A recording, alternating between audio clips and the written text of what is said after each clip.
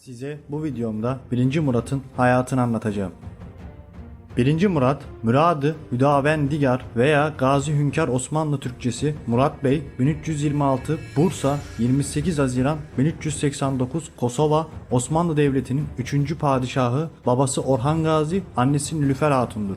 Babası Orhan Gazi döneminde 95.000 kilometre kare olan devlet toprakları onun döneminde yaklaşık 500.000 kilometre kare kadar genişlemiştir. Hükümdar bey anlamına gelen Hüdavendigar Osmanlı Türkçesi ünvanına verilmiştir. Tuğrası Sultan Murad'ın bin Orhan olarak istiflenmiştir. Bazı kitabelerde Melikül Adil il Gazi Es Sultan Gayüsü't Dünya ve Din Şanı ile alınmıştır. Adına kesilmiş olan gümüş ve bakır sikkelerde ve bazı diğer kitabelerde Murad'ın bin Orhan el Melik, el Adil, el Sultanül Galip ad unvanları da kullanılmıştır. Bazı kaynaklara göre bu Osmanlıların İlhanlılara olan bağımlılığının sona erdiğini göstermektedir. Böylece sultan ünvanını ilk kez 1. Murat zamanında kullanılmıştır. Batı kaynaklarında Amreyudun olarak anılmaktadır. Şehzadelik yılları hakkında elimizde hiç bilgi bulunmamaktadır. Annesi Rum asıllı Yarhisar Tekburu'nun kızı olduğu için bundan ne kadar etkilendiği, örneğin Rumca bilip bilmediği meçhuldür. Çocukluğu ve gençliğinde İznik ve Bursa'da medreseler açıldığı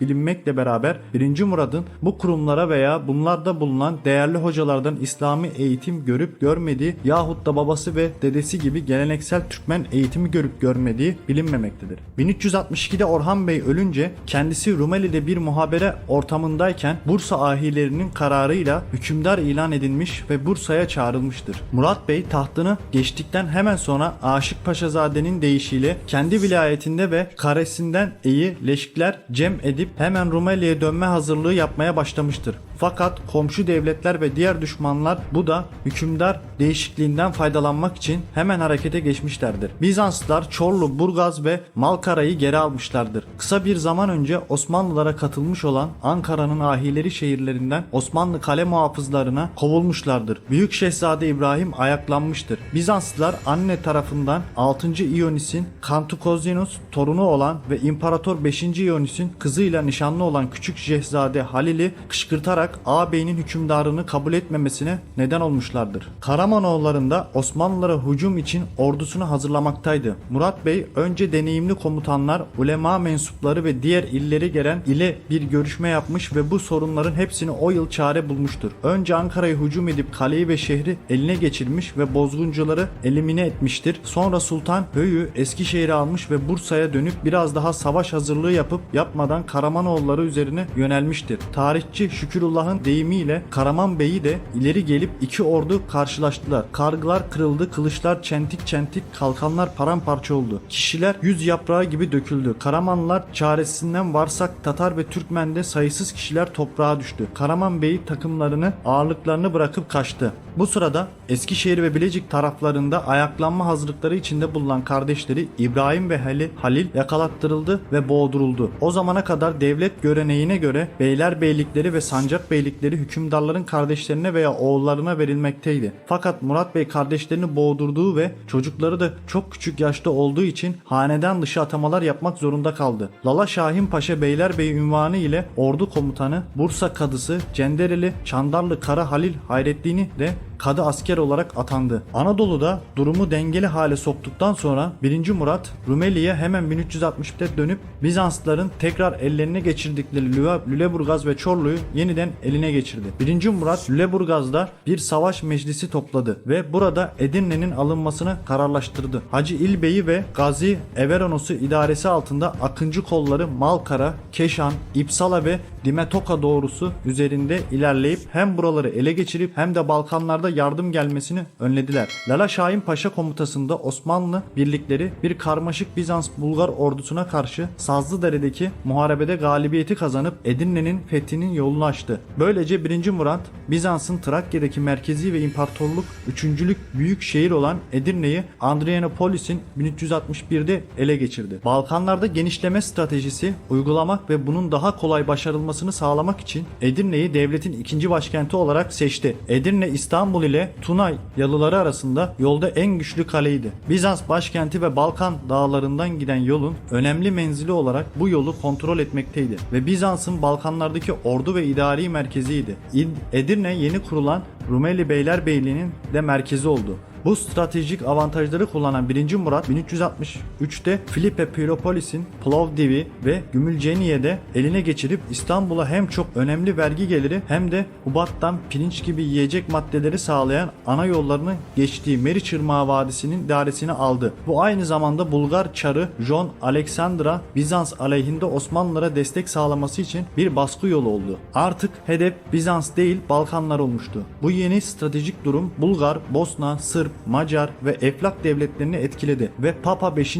Urbanus'un teşviğiyle yeni bir bağdaşlık kuruldu. Hristiyan devletleri birlikteliklerine oluşan ve Macar Hristiyan kralı 1. Lajos komutanlığında bir Haçlı ordusu toplandı ve 1364'te yazında bu ordu Balkanlar üzerinden Meriç Vadisi'ne inip Meriç Irmağı kenarında ilerlemeye başladı. Bu sırada 1. Murat Anadolu'da Bursa'da devlet reformları ile uğraşmaktaydı. Lala Şahin Paşa Edirne'yi korumak niyetiyle orada kalıp Hacı İlbey'i komutasında bir süvari birliğini keşfe gönderdi. Haçlılar zaferinden emin olup Meriç kıyısında rahatlık içinde kampta bulunmaktaydılar. 26 Eylül 1364'te Hacı İlbey'in birliği gün ağrırken aniden bir baskın hücumuna geçip bu Haçlı kuvvetini paniğe kaptırdı ve binlerce Bulgar, Sırp, Boşnak, Macar ve Eflaklıyı Haçlı askerleri de öldürdü veya Meriç'te boğdu. Osmanlı tarihçileri bu müthiş baskını Sırp sındığı olarak anmaktadır. 1366'da Savoy kontu olan Amadeus, yakın akrabası olan Bizans İmparatoru 5. Ionis'e destek sağlamak için denizden küçük bir Haçlı seferine girişti. Venedik'ten 15 kadırga ile ayrılıp Konstantinopolis'e gitmekteyken Çanakkale Boğazı ağzında bulunan ve 12 yıl önce Osmanlılar tarafından Trakya'da ele geçirilmiş, yerleşik kurulan ilk kent olan Gelibolu'ya hücum edip 1. Murat'ı kale garnizonuna zamanında yardım sağlayamadığı için bu şehri eline geçirdi. Bu stratejik kale böylece 10 yıl Latin Bizans idaresinde kalıp ancak 1377 sonunda yine Osmanlılar tarafından geri alındı. 1. Murat Bursa'dan Katalan paralı askerler birliği kalıntıları elinde bulunan Karibiga'yı kuşatıp aldıktan sonra Rumeli'ye geçerek bir müddet Dimetoka ve Edirne'de oturdu ve bu kentlerin imarıyla uğraşıp buralarda birer saray ve cami yaptırdı. 1366-1368'de Bulgarların elinde olan Kızılağaç, Yanbolu, İhtimal, Samakov, Aydos ve Süzebolu kentleriyle ve Bizans idaresinde olan Hayranbolu, Pınarhisar, Vize ve Kırklareli Osmanlıların eline geçti. Bulgar kralı Ivan Şişmal ülkesinin önemli bir kısmını kaybetmiş oluyordu.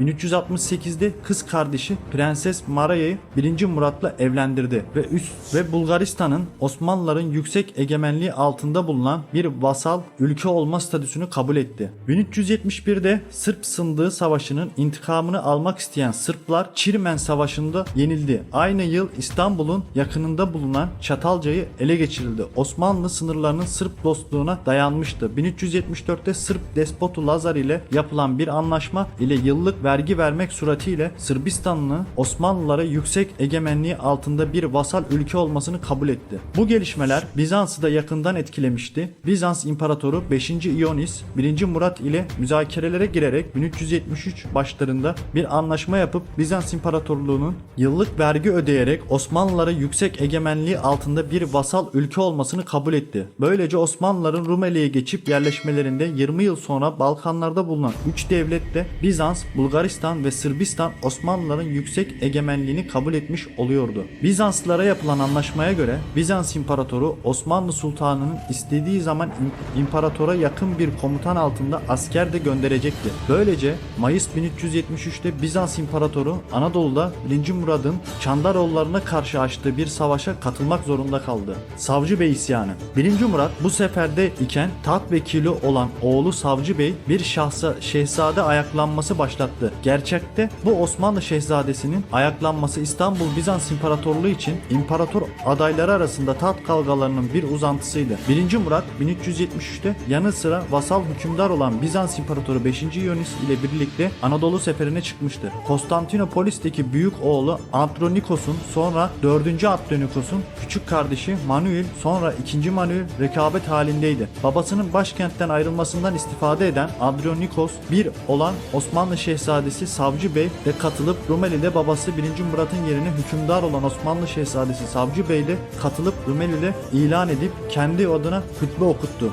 1. Murat komutası altındaki Osmanlı güçleri hemen Rumeli'ye geçti. Şehzade Savcı Bey ve Bizanslı gaspçı Andronikonus'un komutası altında bulunan birliklere İstanbul yakınlarında Apikondrium mevkinde bir çarpışma yapıldı ve 1. Murat idaresindeki ordu Savcı Bey ve Andronikonus'un ordusunu dağıttı. Savcı Bey Dimotoka'ya kaçtı ve orada yakalandı. Babası Savcı Bey isyanından çok etkilendiği için önce onun gözlerine mil çektirme cezası uygulattı. Firidun Bey münşiyeti terimlerine göre Savcı Bey Nuri basırından meşhur görme ışığından yoksun edildi. Aynı ceza Bizans İmparatoru 5. İonis'in tarafından Asi oğluna da uygulandı. Fakat tarihçiler Bizans İmparatorunun bu cezayı daha hafif bir şekilde uygulayıp oğlunun gözlerine kızgın sirke döktürüp yarı kör ettiğini bildirirler. 1. Murat oğlunu kör ettirdikten sonra öfkesini yenemeyip sonradan Bursa'da bulunan Savcı Bey'i boğdurarak idam ettirdi. Bursa olaylarından başlayıp orada biten Savcı Bey öyküsü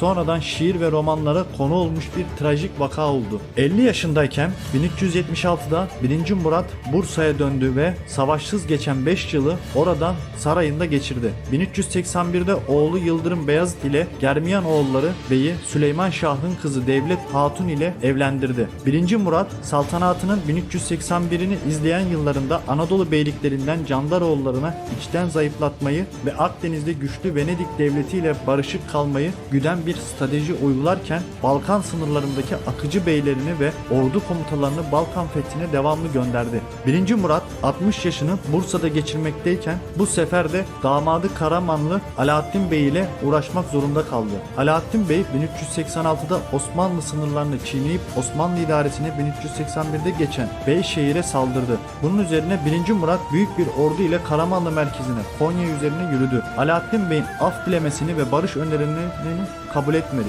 Osmanlı ve Karamanlı orduları Konya şehri yakınlarında bir çarpışmaya girmişlerdi. Alaaddin Bey yenildi ve Konya kalesine kapandı. Fakat Osmanlı ordusu kaleyi kuşatıp çok geçmeden alıp kenti fethettiler. 1. Murat'ın kızı ve Alaaddin Bey'in karısı Nefise Melek Hatun babası huzuruna çıkıp kocasının affını dilediler. Oğluna karşı çok haşin bir davranışı olan 1. Murat damadına karşı çok bağışlayıcı davrandı ve onun hayatını bağışlayıp Bursa'ya döndü. Osmanlı devlet idaresi bu sırada önemli bir değişim geçirdi. Çandarlı Hayrettin Paşa hastalanarak 22 Ocak 1387'de öldü ve yerine vezirliği oğlu Çandarlı Ali Paşa atandı. O zamana kadar tek bir vezir varken Karaman seferinden sonra bu seferde çok gayretli görünen Kara Timurtaş Paşa'ya da vezir payesi verildi. Böylece Çandarlı Ali Paşa da veziri azam payesi aldı. 1388'de Balkanlarda yeni bir gayle ortaya çıktı. O zamana kadar vasal devlet hükümdarı olan Sırp despoto Lazar ve Bosna kralı Tvrtko, Hırvat prensleri ile Arnavutluk prensleri arasında bir Hristiyan bağdaşlık cephesi kurdular. Amaçları yeni bir Haçlı ordusu kurup Osmanlı Devleti'ni Balkanlardan çıkartmaktı. Bu cephenin kurduğu ordunun ilk başarısı 1388 Konuşik'te küçük bir Osmanlı Akıncı Birliği'ni bozguna uğratmak oldu. Bundan cesaret alan Macarlar, Ulahlar ve hatta bir Osmanlı uyruğu konumu Bulgarlar da bu cepheye katıldı. 1389'da yeni vezire azam ünvanı Çandarlı Ali Paşa komutasında 30.000 kişilik bir kuvvet ile Rumeli'de sefere başladı. Bu kuvvet başarılar elde edip Tırnava ve Sunlu'yu aldı. Bu sırada 1. Murat Anadolu beylerinden ve ahalinden yeni bir ordu kurmakla meşgul olmakta idi ve çok geçmeden Rumeli'den yeni takviye alan bu ordusu ile Bulgaristan'a girdi. Bunun üzerine Bulgar kralı Şişman Hristiyan bağdaşlıklarından ayrılıp teslim oldu. Ordunun bir kısmı Tuna boylarına yönelip stratejik Nibolu ve Silistre kalelerini ele geçirdi. Haziran sonuna doğru Büyük Osmanlı ordusu Kratova'da toplamaya başladı ve burada 1. Murat başkanlığında bir harp meclisi kurulup bağdaşlık ordu üzerine yürüme kararı verildi. Şehzade Beyazıt, Şehzade Yakup ve diğer deneyimli komutanlara görev belirterek bir muhabere planı hazırlandı. 28 Haziran'da 1389'da Haçlı ordusu ile Osmanlı ordusu Üsküp'ün kuzeyinde Kosova Ovası'nda büyük bir meydan muhaberesine giriştiler. 1. Kosova Savaşı olarak adlandırılan bu muhaberede Osmanlı ordusu ile Hristiyan, Sırp, Bosna, Eflak, Macar ve Hırvat bağdaşlık ordusu 8 saat süren bir çarpışmaya giriştiler. Hristiyan ordusu sonunda büyük bir bozguna uğratıldı. Muhabere bittikten sonra veya muhabere sırasında 1. Murat Sırp Miloš Obilić tarafından hançerlenerek şehit edildi. Böylece 1. Murat harp sırasında öldürülen tek Osmanlı sultanı oldu. 1. Murat'ın cenazesi saltanat sahibi Güler gerekçesiyle Kosova'da yeni padişah 1. Beyazıt'ın emriyle boğularak öldürülen oğlu Yakup Bey'in cenazesiyle birlikte Bursa'ya getirildi ve Çekirge'deki türbenin gömüldü. Cenazenin sağlıkla nakli için iç organları otağının bulunduğu yerde Kosova'da defnedilmiştir. Türkler ve İslam dünyasının 1. Murad'a Hüdavendigar lakabı ile kutsallık derecesinde saygı beslemesini başlamıştır. Böylece Kosova'da hala bulunan iç organlarının defnedildiği yer Meşhedi Hüdavendigar adlı ile Çekirge'de bulunan 1. Murat türbesi birer ziyaretgah olmuştur. 1. Murat Osmanlı tarihindeki ilk sultan lakabı ile tanınan hükümdardır. 27 yıllık saltanatı sırasında Anadolu ve Rumeli'de 37 önemli muhabere yapmış ve bunlardan hepsini zaferle sonuçlandırmıştır. Şahsi karakterine gelince tarihlerde orta boylu, uzun boyunlu, değirimli çehreli, seyrek dişli, hoş burunlu, şahin bakışlı olarak betimlenmiştir. Az ve güzel konuşması, cengaverliği ve avcılığa düşkünlüğünden söz edilmiştir. Katıldığı savaşlarda çarpışmalar başlamadan önce ordusuna yaptığı ateşli moral verici söylevler hala rivayet edilmektedir. Osmanlı Devleti idaresi 1. Murat döneminde küçük bir beylik idaresinden bir sultanlık idaresi şekline dönüştürülmüştür. 1. Murat döneminde devlet hükümdar ve sülalesinin ortak malıdır anlayışı kalkmış, yerine devlet hükümdar ve oğullarının ortak malıdır anlayışı gelişmiştir. Edirne'nin Osmanlıların ele geçirilip ikinci bir başkent durumuna geçirilmesi 1. Murat döneminden başlamış, Rumeli Beylerbeyliği kurulmuş ve bu Osmanlı Devleti'nin bir Balkanlar ve Avrupa devleti olduğu gerçeği vurgulanmıştır. Vezirlerin sayısı artmış, divan üyelerinin sayısı artmış, devletin mali bünyesi ortaya çıkarılmış ve defterdarlık makamı oluşturulmuştur. Çağının en ileri profesyonel askeri organizasyonu olan Yeniçeri Ocağı kurulmuştur. 1. Murad'ın eşleri Gülçiçek Hatun, Yıldırım Beyazıt'ın ve Yahşi Bey'in annesi, Tamara Hatun, Bulgar kralının kızı, Paşa Melek Hatun, Kızıl Murat Bey'in kızı, Fuldane Hatun, Çandaroğullarından bir beyin kızı. Erkek çocukları Yıldırım Beyazıt, Yahşi Bey, Yakup Çelebi, Savcı Bey, Şehzade İbrahim. Kız çocukları Nefise Melek Hatun, Karamanoğulları Beyi Ali Bey ile evlenmiştir. Sultan Hatun.